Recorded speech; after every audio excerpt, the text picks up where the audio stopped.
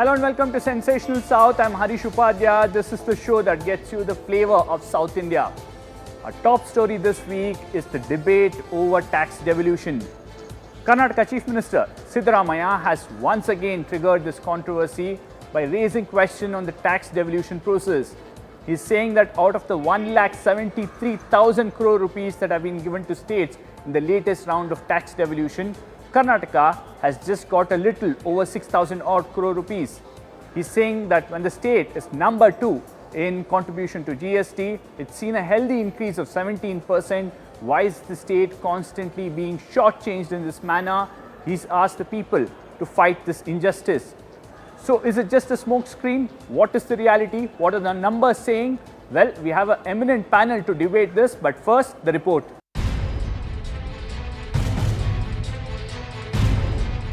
46,288 crore rupees in 2018-2019 and 44,485 crore rupees in the current financial year.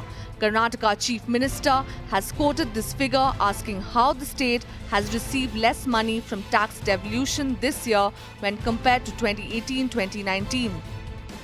Chief Minister Siddaramaiah has once again raked up the issue of tax devolution, asking why Karnataka has got just 6,310 crore in the latest round of tax devolution, while Uttar Pradesh got 31,039 crore, Bihar was allocated 17,403 crore, and even Madhya Pradesh got 13,582 crore despite contributing lesser to the tax kitty than Karnataka.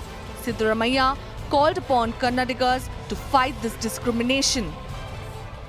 Definitely will release a white paper. Southern states have been neglected. Will definitely release a white paper.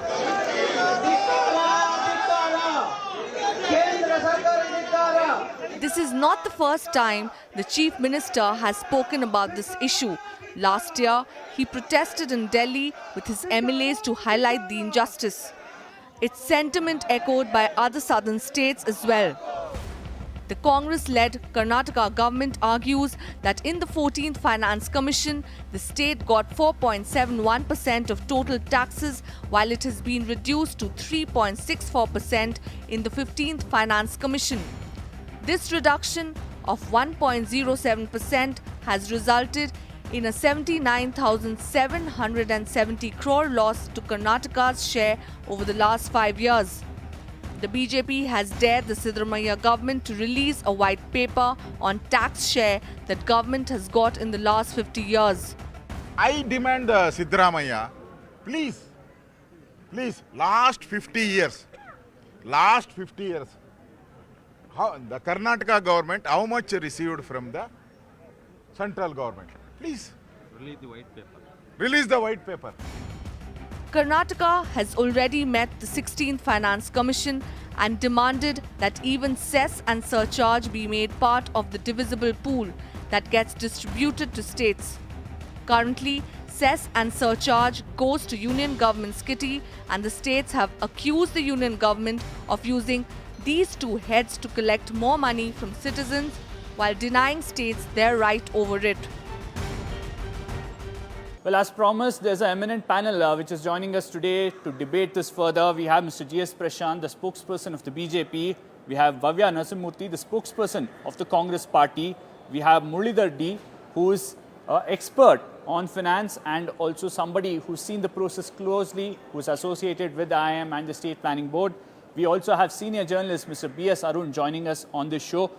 Mr. Muralidhar, before I go to the politics of it, how do you see this constant charge that some of these states, especially southern states, are being shortchanged in the tax devolution process?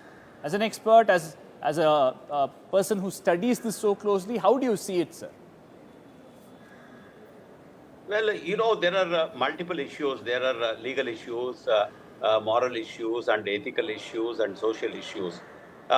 It's very clear that, Finance Commission every 5 years meets and decides how the devolution has to take place. And when they do that, they go to all the state capitals and discuss with the policy makers in the state. And then collate all the information put together, and they come up with the Finance Commission's recommendations. So all the monies that are devolved from the central government to the state government is exactly as per the Finance Commission recommendation. Whether the Finance Commission's recommendations are fair or not is a different point, because different people could have a different view on this, and especially the states in the southern part of India, where the population growth has been very less and controlled, and where the revenues are growing fast, they always feel short collections are not passed on to them in a fair manner. But the central government has no choice. They cannot decide. Only the Finance Commission can decide. Only flexibility what they have is the grant in aids. Grant in aids is given for any specific calamities or infrastructure development. There, the central government can decide whether some state has to be given some more money or not. There could be some issues about favoritism and other things, which is a fair kind of allegation. Sometimes it becomes very evident that some of the states get more of this grant in aids than the other states. But the basic problem is that there are a lot of cess and other surcharges which the central government collects, which is not a part of the divisible pool. Nowadays, this itself is becoming a big number, and the states have no right on this. So, but from overall, from the complaints of state governments, chief ministers from state governments, there is an element of truth, but at the same time, nobody can do anything about this except as far as the central government's aids are concerned. All the other devolution, it is taking place on a fair basis, what is decided by the Finance Commission. Bhavya Narasimhamurthy, when the Chief Minister says we should fight this, how do you fight it? You can't directly blame the union government, as many are pointing out. Yes, you can probably question why they are not giving enough grant and aid, for example, for the peripheral ring road. But in terms of tax devolution, you will have to only talk to the Finance Commission, which already, I think the 16th Finance Commission has had one round of consultation with the state government already. If you want to blame Finance Commission for this allocation of tax money to the states, how about the same Finance Commission when it recommended 5,495 crores as a special grant to Karnataka state?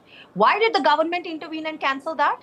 Why didn't the Finance Minister accept that particular advice from the Finance Commission and give us our special grant? That's our question. If you want to blame Finance Commission for this, then accept everything that Finance Commission is asking you to do. Send us our 5,494 crores special grant that Finance Commission recommended. Or you have formed this Finance Commission. Yes. Tell them to change their way of allocation. Make changes that are needed to make sure every state, especially the states which you are targeting because you are not in power, get justice. See, Uttar Pradesh has a population around 21-22 crores. Karnataka has 77 crores. It's 3 times, right? Even based on population you want to allocate, we get 6,000 crores and Uttar Pradesh get 5 times of the money, 31,000 crores. And what for? All for their bulldozer politics. They don't care about development. They have been getting thousands of crores, for so long. But where is the development? Prashant? Show us some outcome. Yes, Harish, I will revert each all the sweat money that Karnataka has given you. Make us at least feel important instead of wasting that money. Let me bring in GS Prashant. GS Prashant, time to relook at this formula, sir, because obviously there are several states who are feeling shortchanged, that they are contributing more to the tax exchequer, but what they're getting in return is nowhere close to what some of the states like Uttar Pradesh, Bihar, Madhya Pradesh, Rajasthan are getting. Harish, firstly, the Congress has to understand it is a constitutional body under Article 280 of the Constitution. So therefore, it's not that the central government will pick and choose and say, you do this. There is an independent commission which holds consultative meetings in all the states and decides based on a lot of parameters, population being one among them. Tax buoyancy also has got points there.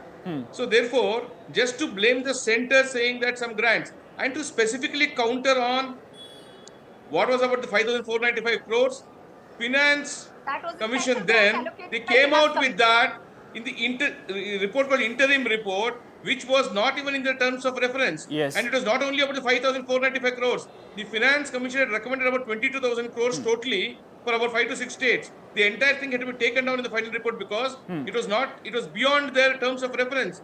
So therefore, that 5,495 crores, which was not eligible Depends on for your convenience. Karnataka, and the entire 22,000 crores for other states also, nothing came through. That's point number one.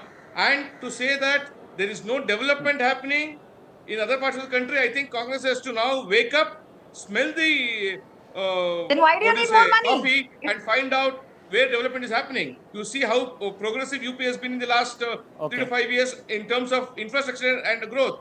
At the same If you're time, we progressive, are why do not you need saying more that. money then?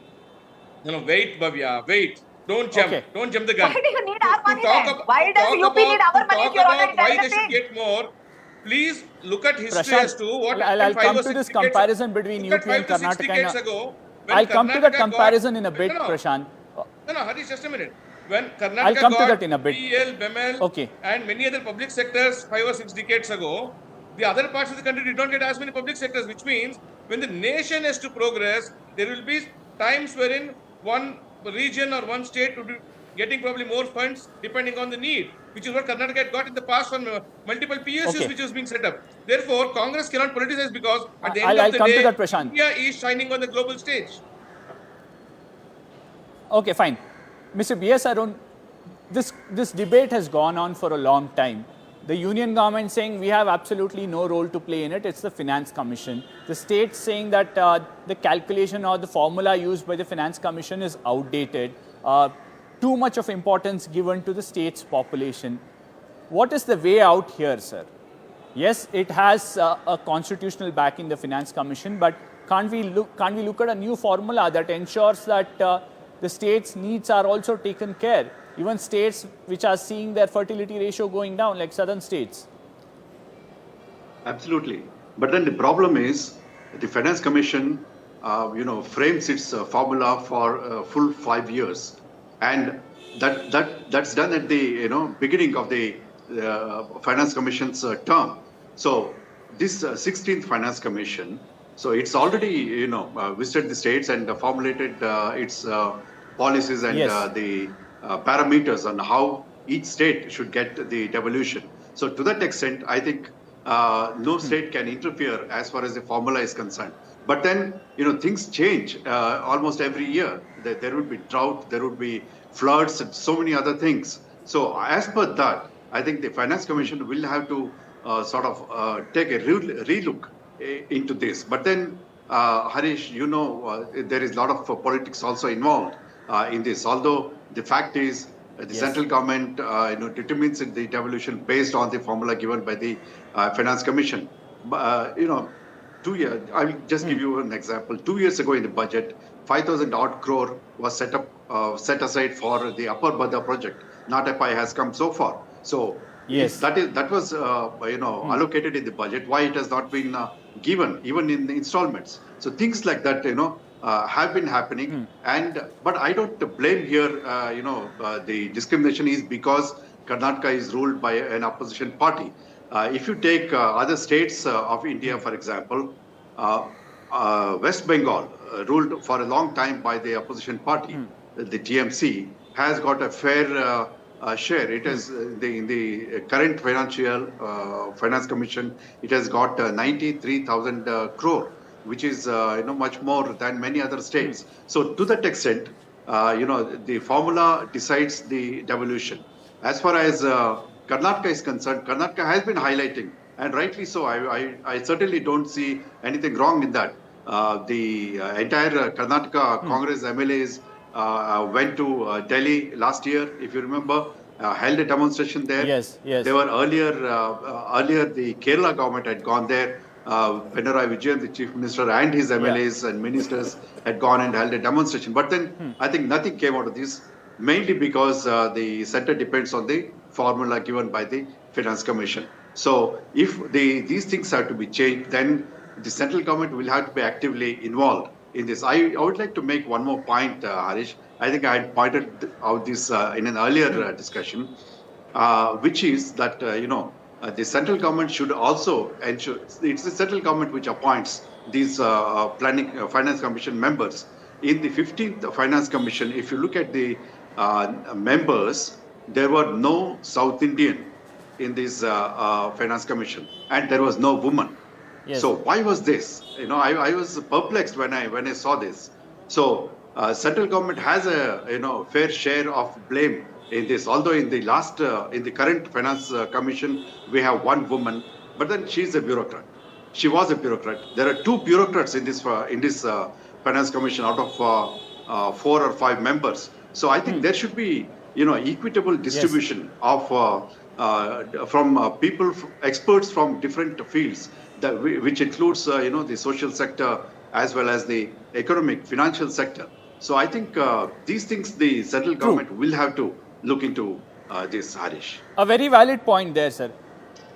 Mr. Muralidhar, what would be a pragmatic formula for devolution of taxes? Because I'll put out some stats. We are looking at which state uses how much of its own revenue, how much of its tax revenue to fund its budget. For example, Karnataka, 73% of its budget is funded by its own tax revenue. Whereas if you look at, say, a state like Uttar Pradesh, only 23% from its own revenue, 48% from the devolution of taxes, another 25% from the grant in aid that it gets from the central government. The story is similar. If you look at Uttar Pradesh, it's around 32% from devolution, 20% from grant in aid. What would be a pragmatic formula to ensure that tax distribution happens in a sensible manner, taking into account several things, not just population? It's a very tricky and difficult question, Harish, because the size of the cake is limited in whichever way you look at it. Only possibility is that you cannot have a division which will be fair and acceptable to all the states. So when there is a constitutional body which is deciding about the devolution of finances to various states, we should only accept that they are fair.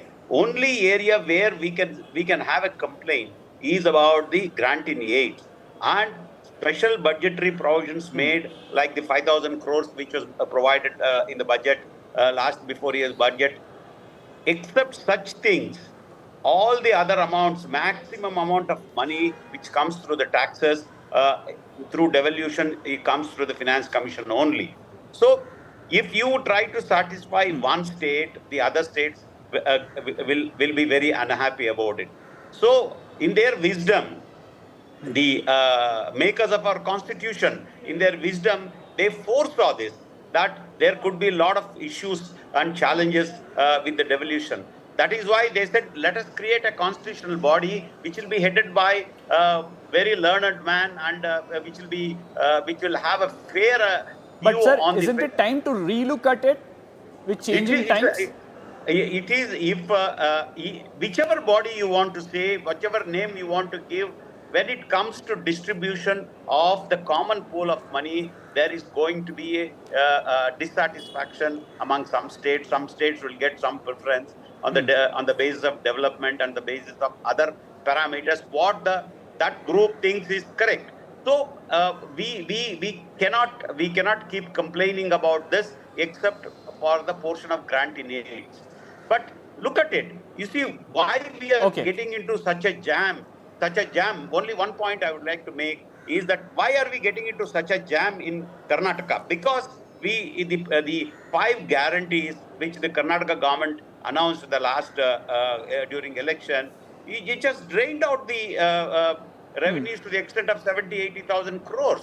So the float that was available for the Karnataka government is completely getting evaporated. That is why they are feeling the pinch. Other question is why didn't UPA 1 and 2 change this? They had the opportunity to do it.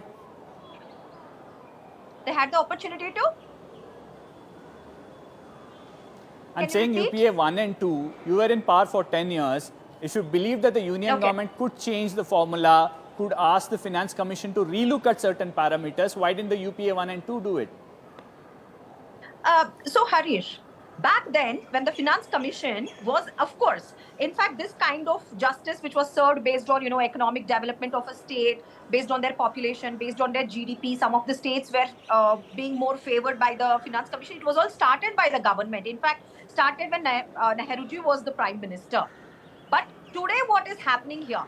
Let me give you one very small fact. In 2018-19, the union government's budget was 24 lakh crores. And today, the union government's budget is 48 lakh crores. But do you know how much the Karnataka got in tax devolution?